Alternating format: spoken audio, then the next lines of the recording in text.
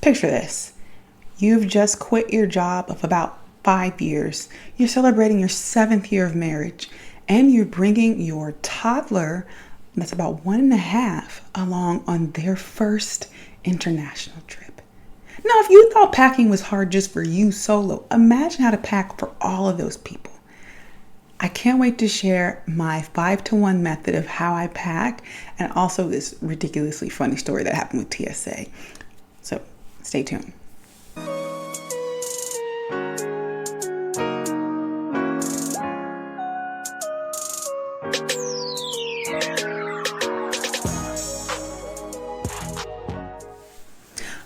My trip to Costa Rica. I'm living Pura Vida. I got my shirt on, everything. My trip to Costa Rica wasn't just about vacation. It was a celebration. It was a shift of a period of time for me. I celebrating 7 years of marriage, and that was our anniversary trip. But we always wanted to take our child with us on to have their first international trip. Frankly, before it was going to get costly, right? So it was lap child, so they were still complimentary, right? But 7 years of marriage, but also I ended a job, about 5 years of being at that job, and then I went on a vacation. And I have to say, just like hot tip, if you quit a job, take time off for yourself. But I want to share with you how I was able to pack and plan for an international trip with a toddler. So starting things off, the destination, I had my eyes set on Costa Rica for maybe a year now. Initially, I was like, 2025, we'll do a European trip. But I had already been to London and Paris, and I wanted to do a different type of vibe. And I had just been looking at Costa Rica, and it just seemed so peaceful and calm. And I really wanted to tap into that energy, right? I just wanted to tap into that energy. Knowing that I had about 5 to 7 days to spare, trying to figure out where to go with a toddler within Costa Rica, I landed on La Fortuna. And I apologize if I'm pronouncing that incorrectly, because the time of the year that we went was actually during their rainy season. So it was their probably winter, pretty much how we would think of it. So it was very low key, very chill. And that was super helpful to have a really chill environment where we can just be relaxed and enjoy our stay there.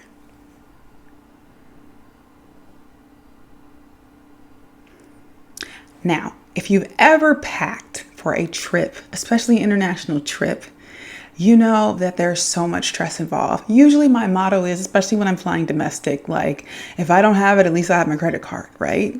But there's certain things, especially for my plant-based baby, that if she doesn't have, I don't exactly know how to get in another country.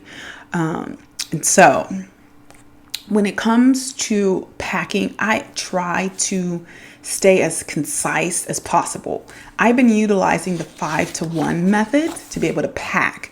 And that includes 5 t-shirts, 4 bottoms, 3 dresses, and I ended up packing 3 dresses and 3 pairs of shoes, 2 swimsuits, and 2 bags, because I want to grow. I had a crossbody bag that I carried throughout the day, but then I also had my regular purse, which also could be used as a diaper bag as well. And lastly, a raincoat, because as I mentioned, it was during the middle of their wet season.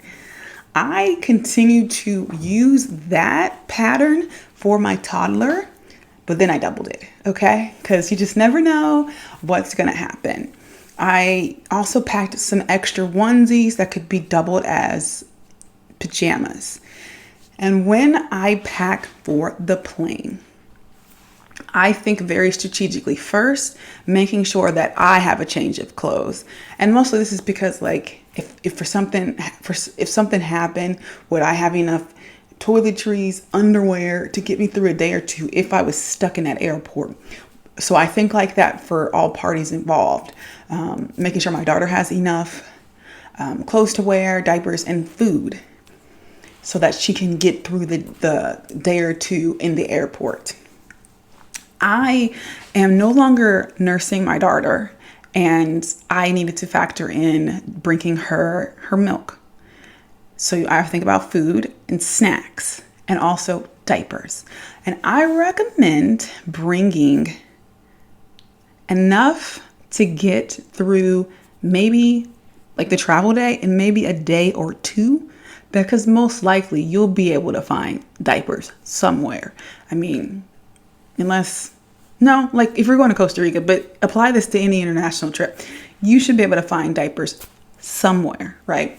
So I'm a cloth diaper girly, and I just overpacked. I was like, oh, let me just grab this whole sleeve. That should make it, because the cloth diapers and the disposables is a different level of absorbency. So I wasn't quite used to that. So I still have, and it's almost been a month since we've been back from that trip. I still have diapers from Costa Rica, which I think are cool. And they also don't fit her anymore because she didn't gain some weight. So I'm just going to use that as my little souvenir. Sorry for that. Going to use that as my little souvenir. Her diapers.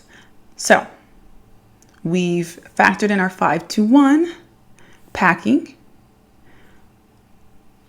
And now, what about toys and entertainment? Well, there was this approach that was like, oh, pack one item for toy for every hour. No, don't, like, you do you. If that works for you, sure, fine. But for me, my child was just standing up, okay? Just all throughout the time. Just like, oh, looking around. And again, at this point, she's about 18 months. Now, if your kiddo's maybe 6 to 9 months, they might just go to sleep. If you book the flight around the time that they're normally taking a nap, they might go to sleep.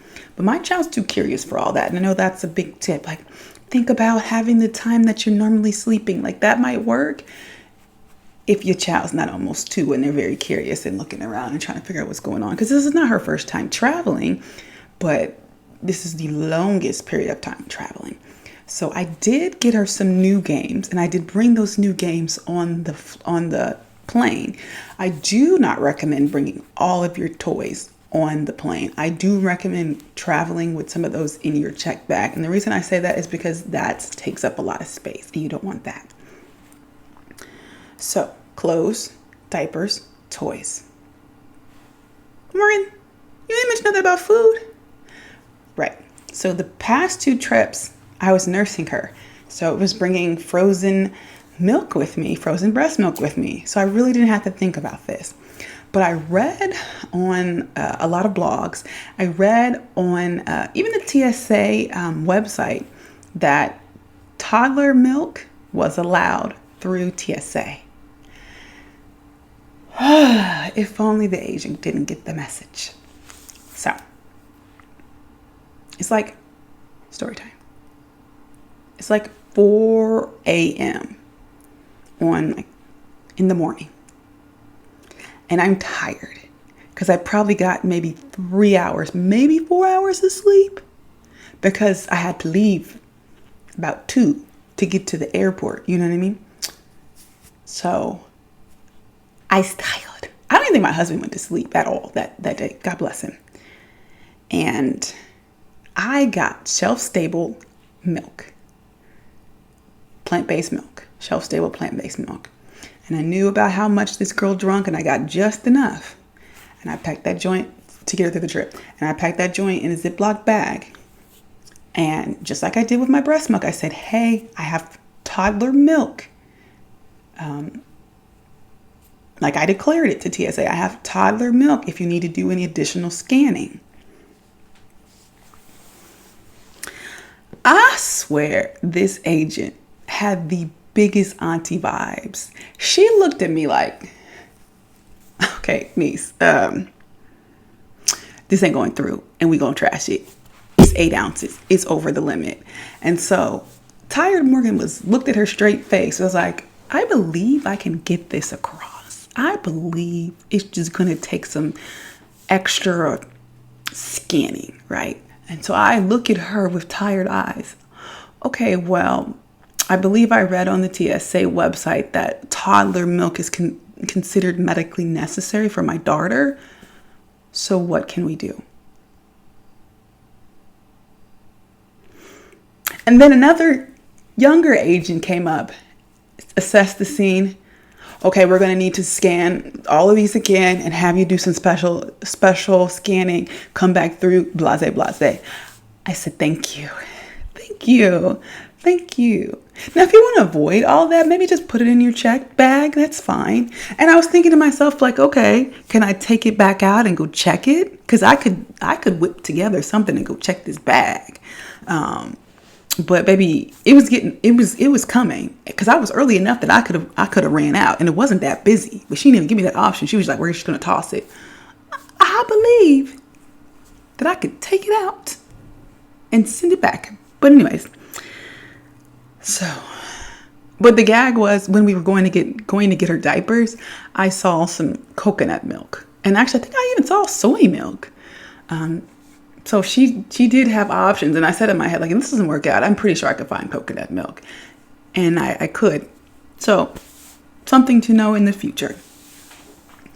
Now, Costa Rica, when we finally got there, I was instantly basking in the relaxation of it all. But prior to planning for something like that, ooh-wee. So when we finally made it to Costa Rica, I was so excited about all the plans I had made. If you have any familiarity with Costa Rica, it's very adventurous. It's very ziplining and ATVs and swimming and all that kind of stuff. So, general tip if you're traveling to Costa Rica, or if you're just traveling internationally with a toddler, that stuff is tricky. Very, very tricky when it comes to planning activities, because your child's going to get sleepy at some point. And frankly, so will you. I mean, the joke is like, when the kids are around, it's a trip. When it's just you and your partner, it might be a vacation. But I don't buy that, right? I think it should be a vacation for all parties involved. So when thinking about that, I tried to make sure, plus the weather, it was going to rain in the afternoon.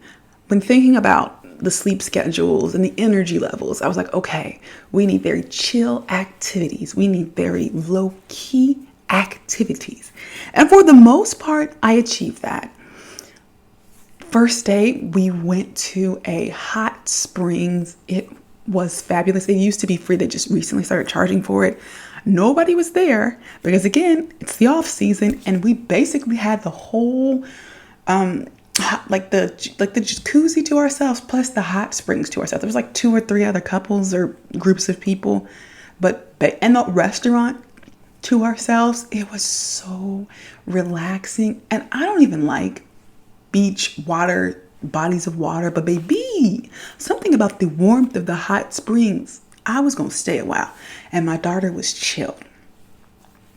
Another day, we decided to go on a hike through the mystical hanging bridge, which is stroller safe, but I would definitely recommend a carrier for that, because it's just easier to maneuver and probably just easier on the joints, because it is a lot of movement. Although the way the walking trail kind of confused us, and we kind of went back around it like 2 or 3 times. So we were there for a little bit. Other just really chill things that we were going to do was just like a chocolate tasting tour. I did yoga in the morning one day, and we just shopped and ate another day. It was just very relaxing. We sat in the hotel pool. I mean, it wasn't much to it. Just driving around was so beautiful. Those were probably the high things that were super, super fun for me.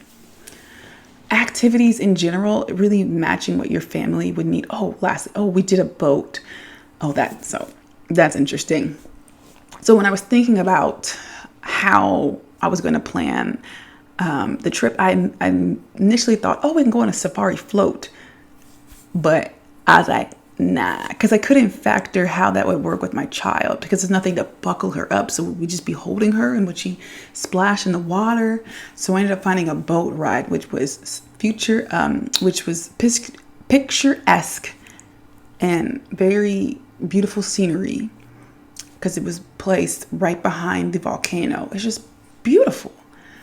I think that was the best option for us because we don't really like all that water adventure stuff. Well, I don't, let me say that. And I think my husband and I just didn't feel safe with her, like that. So definitely considered more calm activities when you're thinking about small children, especially if they're just learned how to walk or they're haven't yet walked, because then that's that other thing you have to kind of factor in. They're not really gonna be able to move as quickly as you would.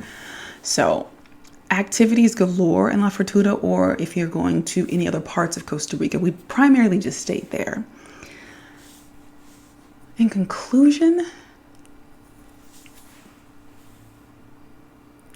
5 days in Costa Rica just simply was not enough.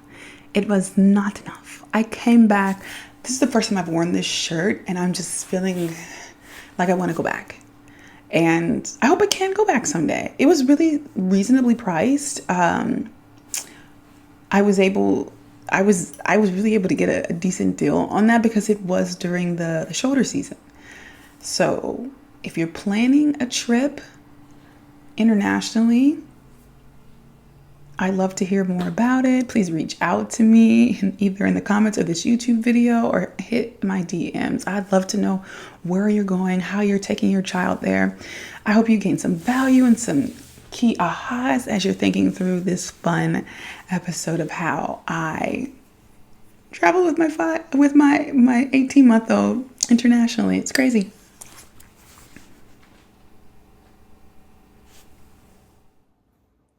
The positive tip. So, I think the biggest positive tip I can gain from just planning a trip, be it domestic or international, is you plan, and yet something still tomfoolery could happen. Because my husband and my daughter both got sick on that trip. So, that happened. I held it in until the very, maybe the last day or something like that. And then I got sick on the week I had off back. But, well, I mean, not a week, but whatever, couple of days when I came back, I was sick. But you know what? That's just life. You got to roll with the punches. Don't let them punch you. Just keep, bob and weave, bob and weave, bob and weave. So, well, if you're not watching, you didn't see me doing a really crappy bob and weave. It was bad. Anywho, thank you so much for consuming this content, whether you are watching or listening. You can find the blog post that goes along with this episode on youngblackmisses.com. It'll also be in the show notes or the description, however you're consuming this. And yeah, until next time.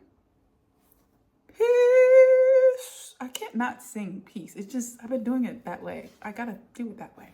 All right, y'all. See you next time. Share with a friend. Thank you. Bye.